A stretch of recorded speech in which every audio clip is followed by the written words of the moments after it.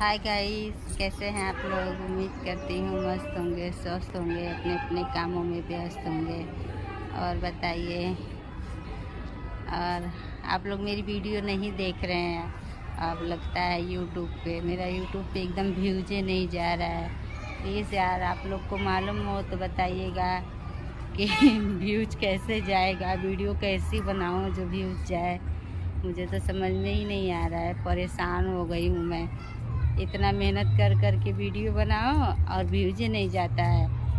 20 25 100 150 लोग ऐसे ही देखते हैं और व्यूज ही नहीं जाता है। क्या करूं, मैं परेशान हूँ। और बड़े छोटे सबको प्रणाम।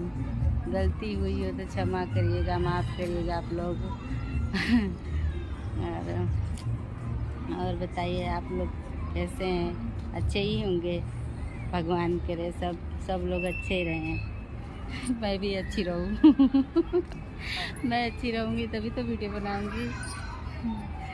और बताइएगा, आज ये क्या बताऊँ, परेशान बहुत ज़्यादा परेशान हूँ मैं। क्योंकि मेरा व्यूज नहीं जाता है ना, तो मुझे कुछ अच्छा ही नहीं लगता। वीडियो बनाने का एकदम मन ही नहीं करता है।